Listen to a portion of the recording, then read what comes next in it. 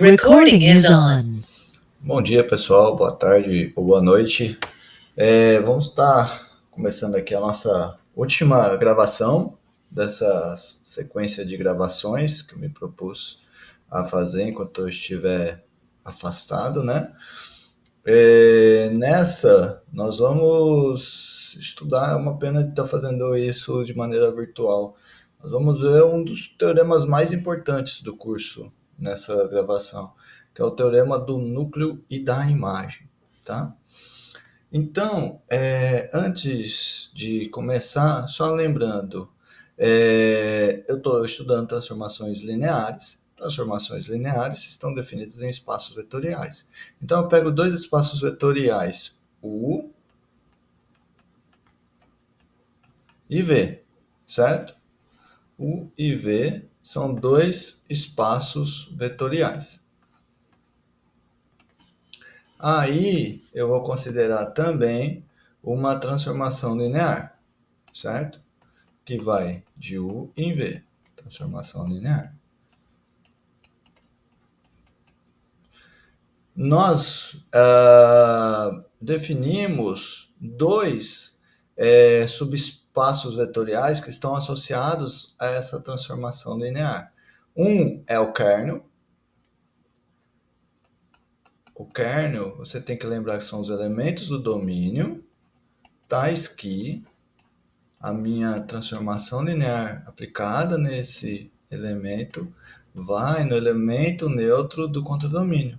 E o outro é a imagem, certo? Lembrando, então, que esses dois conjuntos são os subespaços vetoriais, tá?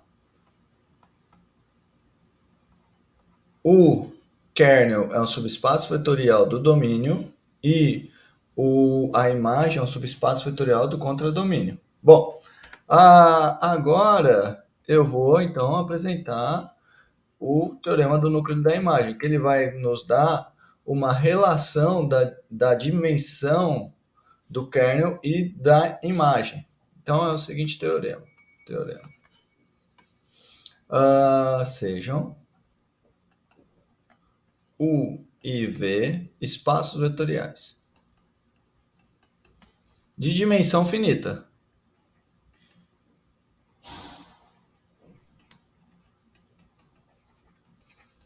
Bom, aí se eu pego F, uma transformação linear de U em V,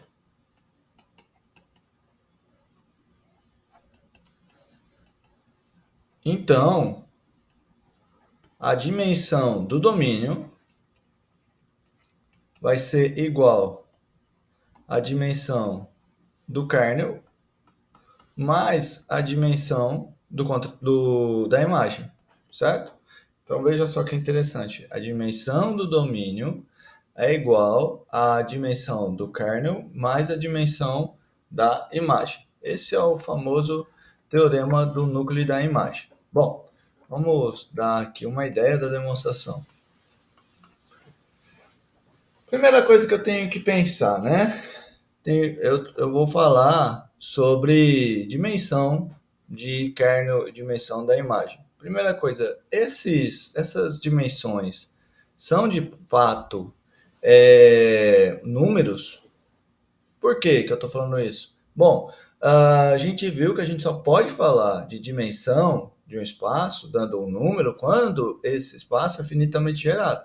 Então, a primeira coisa que eu poderia me perguntar é: esse kernel de f e esse f de u são finitamente gerados? E a resposta é sim. Por quê? Porque o u e o v são finitamente gerados. E a gente viu que subespaços vetoriais de espaços vetoriais finitamente gerado é finitamente gerado, certo? Então, a primeira coisa que eu posso observar aqui é como U é finitamente gerado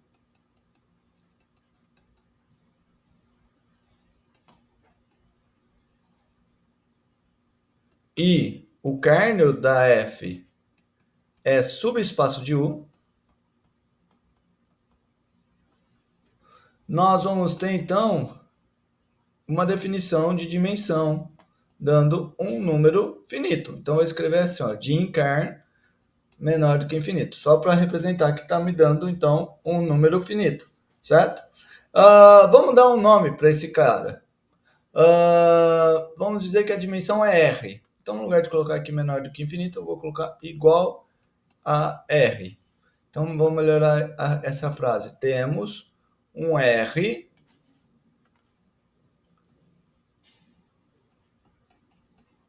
tal que a dimensão do kernel é igual a R, tá bom? Muito bem. Agora, se eu tenho uma dimensão, o que isso quer dizer? Isso quer dizer que eu tenho uma base, ou todas as bases desse subespaço vetorial têm R elementos, certo? Então, vamos escrever deste modo. Existe um B1, que é 1 até o R, base do kernel.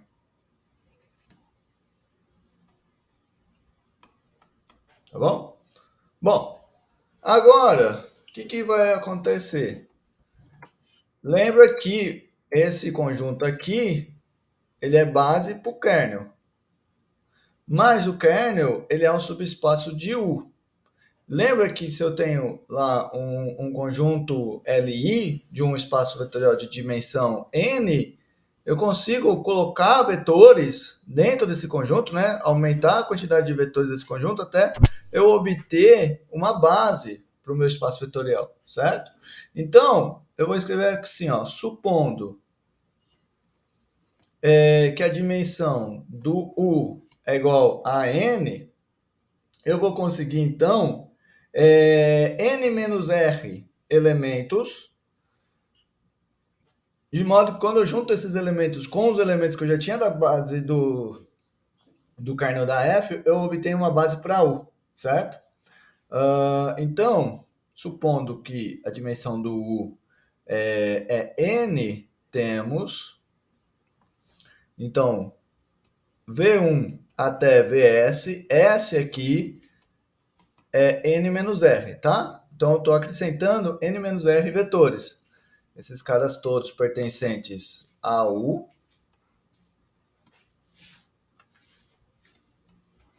Tais que, quando eu pegar, então, o 1 até o R e depois V1 até Vs, esse cara, o vestido, é uma base para U. Certo? Pronto, construí uma base de U. Muito bem. Agora, observa uma coisa comigo. Eu tenho que N pela definição do S, N é R mais S. Eu sei que a dimensão... Mais S, desculpa. A dimensão do U é N, certo? A dimensão do U é N. E a dimensão do kernel é R. Então, para terminar a demonstração, o que eu preciso mostrar? Eu preciso mostrar que a dimensão da imagem é S, certo? Aí eu termino, concordo? Bom, então esse vai ser o próximo passo. Então, vamos mostrar.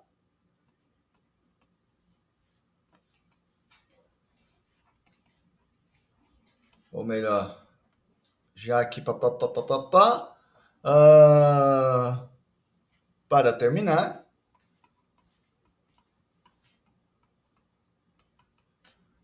basta ou é suficiente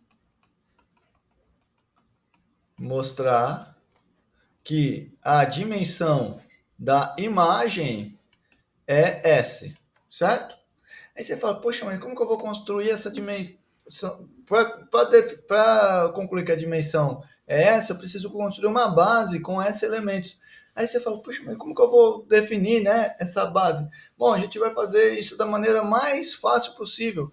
Eu não tenho aqui, ó, S, vetores, V1 até Vs, eu vou pegar eles, certo? Então, eu vou considerar, eu vou mostrar para isso, mostraremos que o conjunto formado por f de V1, f de V2 até f de Vs, esse cara é base de imagem da f. Tá bom? Muito bem. Então, para mostrar que ele é base, o que eu preciso mostrar? Preciso mostrar que ele gera e que ele é LI. Então, eu vou primeiro mostrar que ele gera. F de U é igual ao gerado por F de V1 até F de Vs. Essa é a primeira etapa, certo? Como que eu faço para mostrar essa primeira etapa? Tenho que mostrar que está contido e contém. Então, eu vou pegar um elemento qualquer da imagem e vou mostrar que ele está aqui no gerador. E vou pegar um cara qualquer do gerador e mostrar que ele está na imagem. Vou fazer primeiro que todo elemento do gerador, do espaço gerado, está na imagem, que é o mais fácil. Então, vamos lá. Dado um Vzinho no gerado,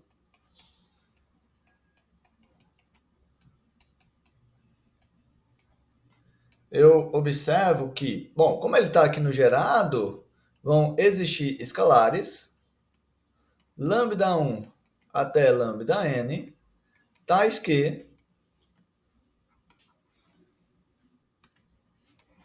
eu vou ter que o V vai ser combinação linear dos elementos do meu espaço gerador. Tais que V se escreve como lambda 1 f de V1 mais lambda 2 f de V2 até lambda S f de Vs, certo? Agora eu lembro que a minha f ela é uma transformação linear. Então esse cara se escreve dessa maneira, ó. Dos resultados lá que eu fiz na aula passada, certo? Que é uma soma com vários elementos, né? Observa aqui, então, que o meu V, eu mostrei que o meu V é o F desse elemento aqui. Ora, se ele é o F desse elemento, então ele está na imagem. E acabou. Está na imagem, tá bom? Agora eu vou fazer, então, dessa maneira, eu mostrei que o conjunto gerado, o espaço vetorial gerado por esses elementos está contido na imagem. É a parte mais fácil. Agora eu vou mostrar o contrário. Vou pegar um elemento qualquer na imagem e vou mostrar que ele é gerado por esses elementos aqui, certo?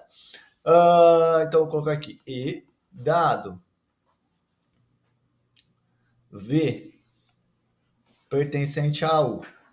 Se o V está na imagem, desculpa, no F de U. Se o V está no F de U, o que isso quer dizer? Bom, se ele está na imagem, quer dizer que ele é o F de algum elemento do U, certo? Então,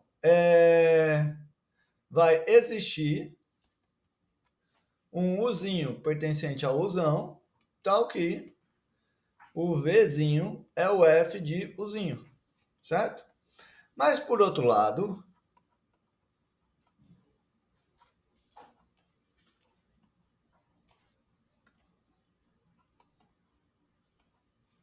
vamos lembrar que, aqui, ó, acima, eu construí esse conjunto aqui, B2, que é base de U. Uma vez que ele é base de U, todo elemento de U se escreve como combinação linear desses elementos. Então, vão existir, por outro lado, como B2 é base de U,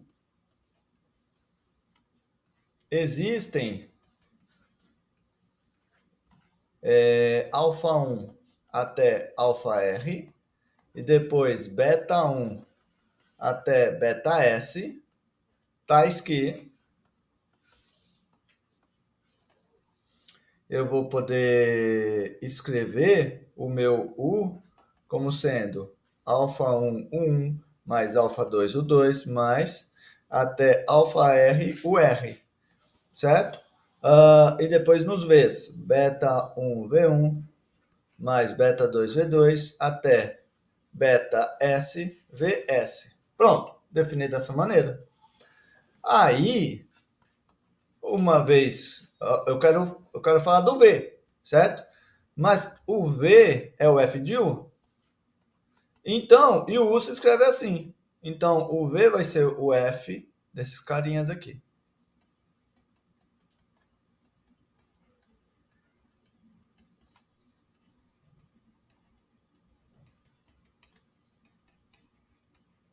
Agora, pensa comigo. A F é transformação linear. Então, eu posso escrever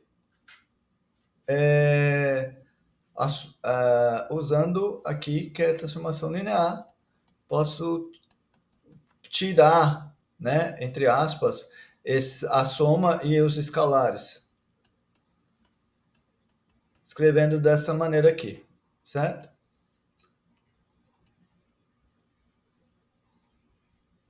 F de V1. Deixa eu apagar e escrever isso aqui melhor.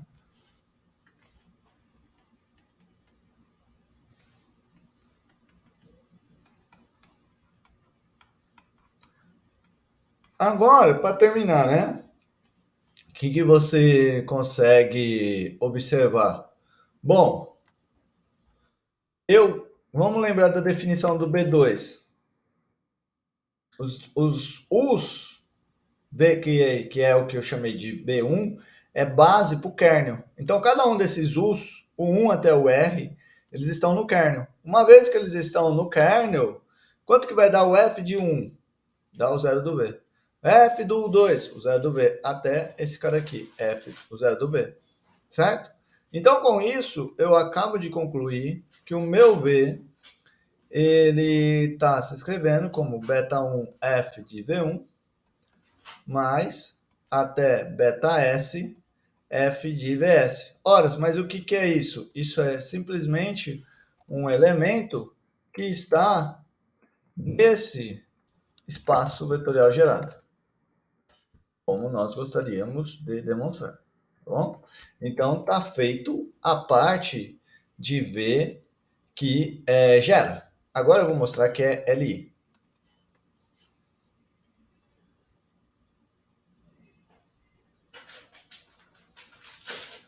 Certo? Deixa eu só pensar aqui mais um pouco.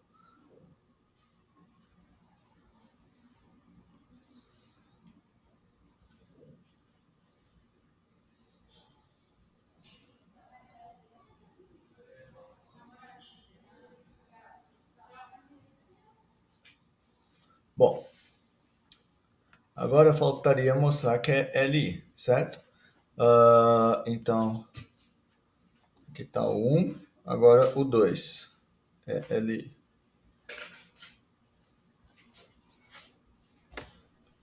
Dois. F de V1, V1 até VS, né? V1 até VS é LI.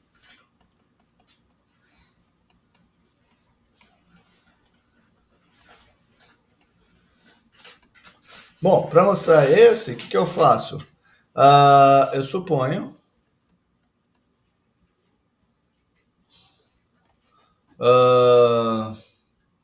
alfa 1 até alfa S, pertencente aos reais, tais que o alfa F de V1 mais até alfa S F de VS é igual ao zero do V, tá?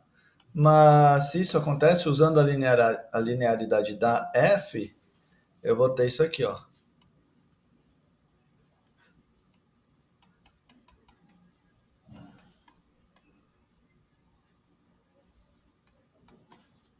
Opa.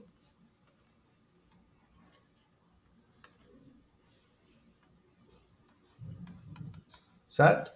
Mas isso daqui me implica que alfa 1 V1 até alfa S VS estão no kernel. Mas o kernel, ele é gerado pelos us, certo?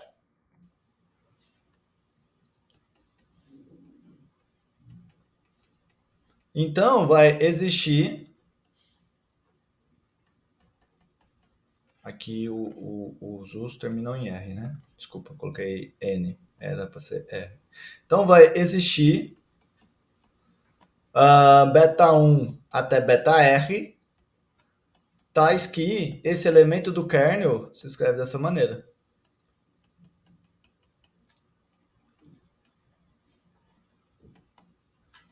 Opa, igual beta 1 até beta R UR.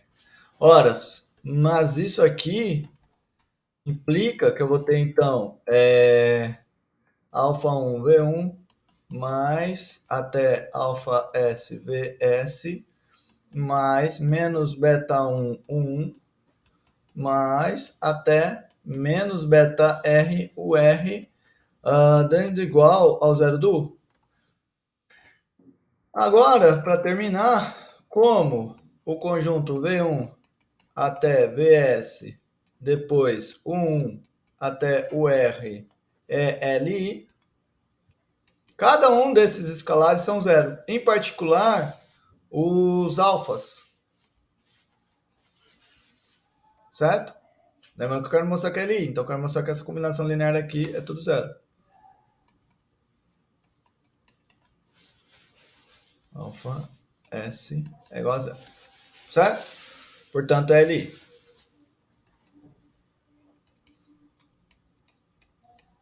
Bom, como é LI e gera, ou seja, é o que eu chamei de 1 e 2, eu concluo que V1 até VS é base.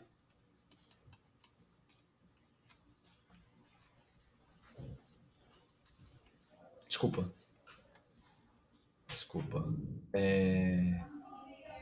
Aqui é o F desses caras.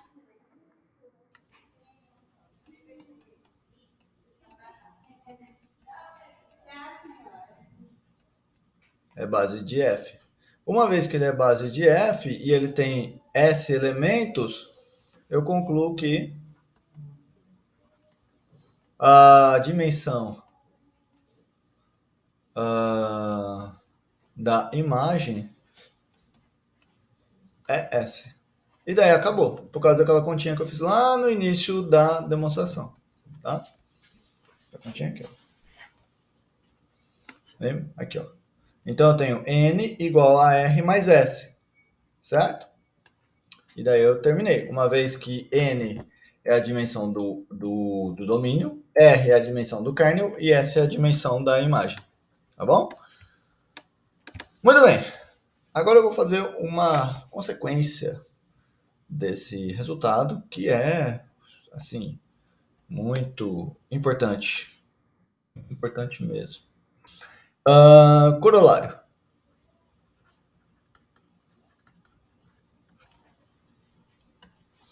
Eu vou pegar dois espaços vetoriais, sejam U e V, espaços vetoriais.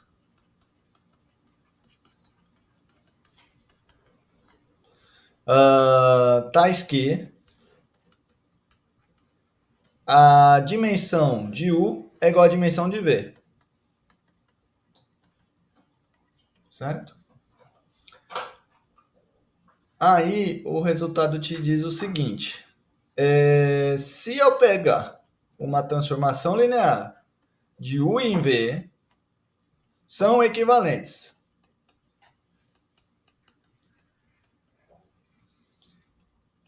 Lembrando, tem que ser transformação linear desde o início, certo?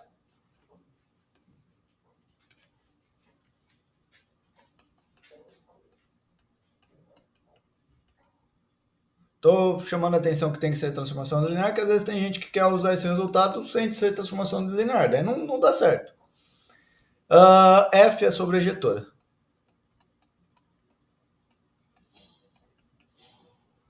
Olha só, ela é sobrejetora se e somente se ela é bijetora. Bem inesperado, né? Eu sei que todo mundo que é bijetor é sobrejetor, mas o contrário é muito inesperado. Terceiro, ela é injetora. Olha só, tem nada a ver ser ser sobrejetora e injetora, vai ser equivalente. Veja só. E por último, mas não menos importante, vale a seguinte afirmação. Se eu pegar o 1 até o n uma base de U, que é o domínio, então f de U1 até f de UN é base de V, certo? Muito bem.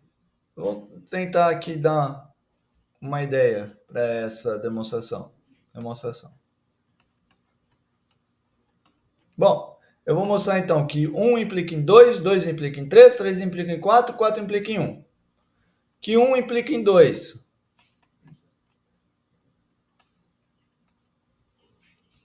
Então eu vou supor F sobre ejetora, eu vou mostrar que ela é injetora. Suponhamos a F sobre ejetora. Se ela é sobre ejetora, o que acontece? Bom, a imagem dela tem que ser igual ao contradomínio. Certo? Mas, então, a dimensão desses dois espaços é a mesma, certo? Se a dimensão do V é n, eu vou ter, então, que a dimensão da imagem também é n. Certo? Muito bem. Agora, para mostrar, eu vou mostrar que ela é injetora. Quero mostrar que é bijetora, então só falta mostrar que é injetora. Uma vez que ela é sobrejetora já, se eu mostro que ela é injetora e sobrejetora, logo bijetora, tá bom? Para mostrar que ela é injetora, eu vou usar o resultado da aula passada. Vou mostrar que o kernel dela só tem o zero, tá bom? Para mostrar que o kernel dela só tem o zero, eu vou mostrar que a dimensão do kernel é zero, tá bom? E uso os resultados que a gente já fez antes. Muito bem. Então, pelo teorema do núcleo da imagem, eu tenho o quê? Eu tenho que a dimensão do domínio é igual à dimensão do kernel mais a dimensão da imagem. Quem é o domínio que a gente viu antes? A dimensão dele. A dimensão do domínio é n. A dimensão do kernel eu não sei. Então só vou escrever aqui, dimensão do kernel da f. Quanto que é a dimensão da imagem que eu fiz agora há pouco? É n. Horas. Então, n é igual à dimensão do kernel mais n. Logo, eu concluo que a dimensão do kernel tem que ser zero. Aí nós nos lembramos que todo espaço vetorial de dimensão zero só tem um elemento neutro. No caso, o kernel da F, ele é um subespaço de U. Então, ele só vai ter o elemento neutro do U, certo? Assim, ou portanto, o kernel da F só tem o elemento neutro de U. Concluindo, pelos resultados que nós vimos já na aula passada, pelo teorema da aula passada,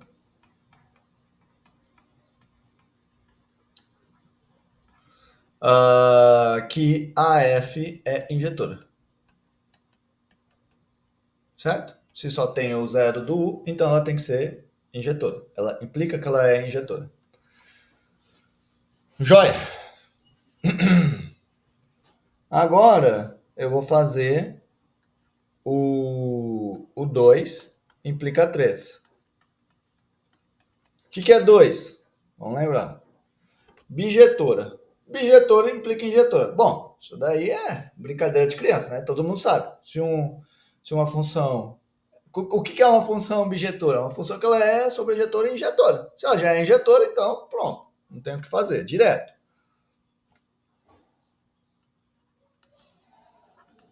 Agora eu vou fazer o 3 implica 4. Então, eu vou supor ela injetora e vou mostrar que vale aquela frase, certo? Então, eu vou mostrar que vale essa frase aqui. Se eu pego o 1 até o n base de U, então o f de U1 até f de UN é base de V, certo?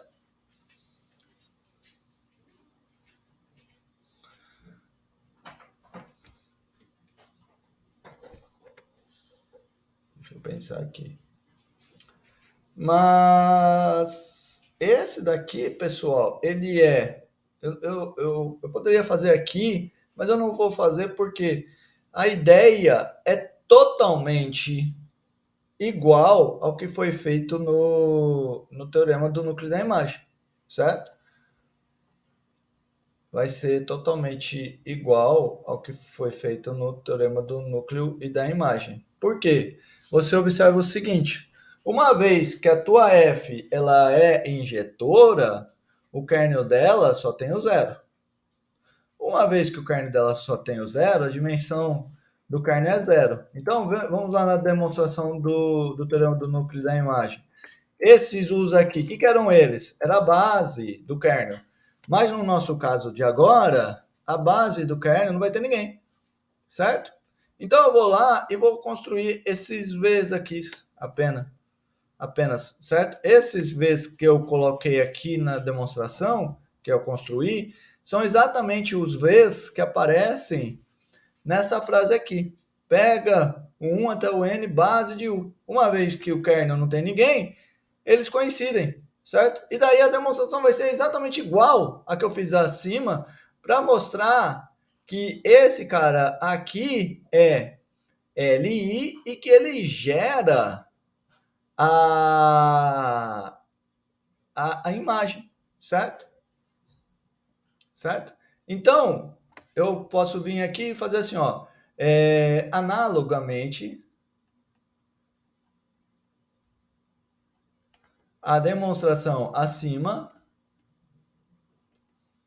eu vou ter que o meu f de 1 até f de UN é base de f de U, certo? Ele é base para o f de U. Mas daí você olha lá, mas ali está falando base de V, não f de U, professor. Só que daí o que eu faço? Eu faço mais uma coisa. Além disso, a dimensão do f de U tem quantos elementos nessa base que eu construí para ele? N. Então a dimensão vai ser N. E qual é a dimensão do contradomínio? Também é N, por hipótese. Ora, os dois subespaços vetoriais com a mesma dimensão, o f de U é um subespaço vetorial do V e tem a mesma dimensão do V.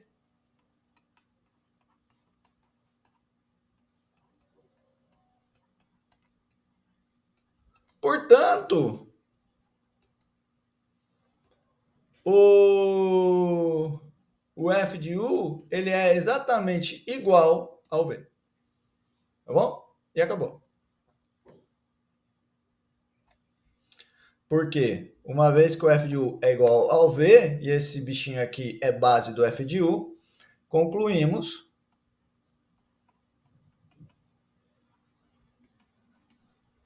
que f de 1 até f de un é base de f de u. Tá bom? Muito bem, acabou. Bom, para terminar, eu vou fazer aqui um exemplo. Vamos pegar, por exemplo, f de R2 em P1.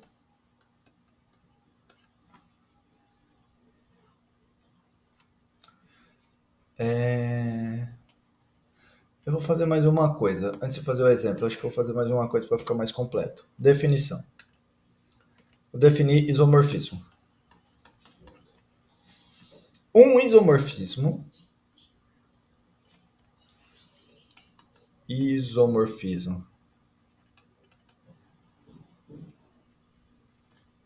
de um espaço vetorial U em um espaço vetorial V é simplesmente uma transformação linear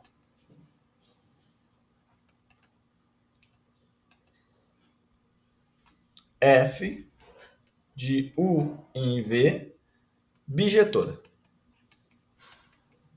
Certo? Então, o isomorfismo é simplesmente uma transformação linear bijetora. Tá bom? Então, o exemplo é o seguinte. Vamos colocar aqui de novo o exemplo. Mostre que f de R2 em P1 de R é que pega um par xy e leva esse par no polinômio x mais yt, mostra que esse cara é isomorfismo. Como que eu faço para mostrar que ele é isomorfismo, de fato? A primeira coisa que tem que mostrar que é linear. Então, f é linear. Eu vou deixar aqui de exercício para vocês, que é muito simples, tá? Exercício. Segunda coisa, eu tenho que mostrar que f tem que mostrar, para ser isomorfismo, tem que ser linear e tem que ser bijetora. Então agora eu vou mostrar que f é injetora. O que eu posso fazer para mostrar que a f é injetora, pessoal? Basta mostrar que no kernel só tem o zero, tá? Então eu vou fazer assim, ó. Dado, ou melhor, fazer assim, ó. Pega aqui então par xy pertencente ao kernel da f. Mas se ele está no kernel da f, isso acontece se somente se a f aplicada nele é o elemento neutro dos polinômios. Quem é o elemento neutro dos polinômios? É o polinômio identicamente nulo. Então eu vou ter que o polinômio x mais yt, que é o f desse par xy, ele dá o polinômio nulo. Agora eu uso aqui igualdade de polinômios e eu descubro que x é igual a zero e x mais y é igual a zero. Ora, mas isso acontece se e somente se o x é zero e o y é zero. Ou seja, o meu par xy é exatamente 0, 0. 0, 0 é o elemento neutro do R2. Portanto, o kernel da F só tem o elemento neutro. Ora, mas se ele só tem o elemento neutro, pelos resultados que nós vimos em aula,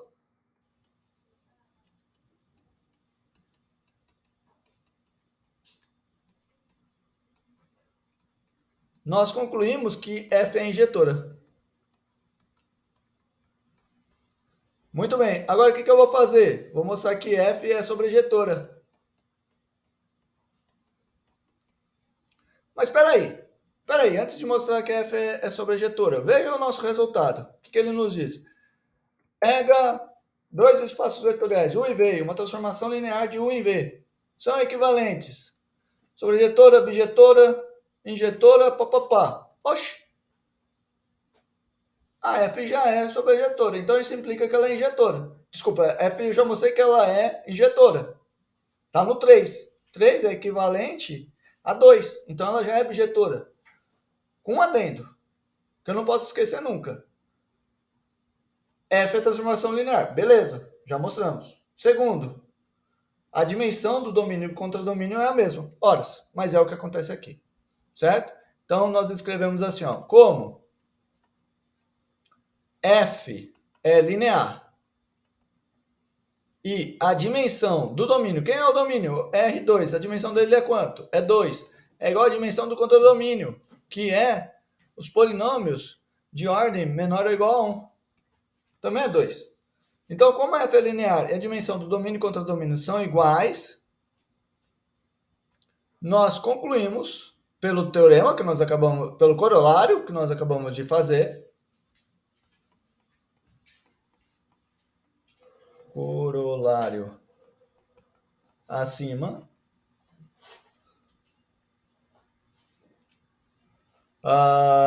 concluímos que F é bijetora. Desculpa, sobrejetora. Na verdade, poderia já falar bijetora, né? Pronto. Aí, muito bem. Como a minha F é bijetora e ela é linear, eu concluo que ela é um isomorfismo, certo? Então, a última frase aqui da aula.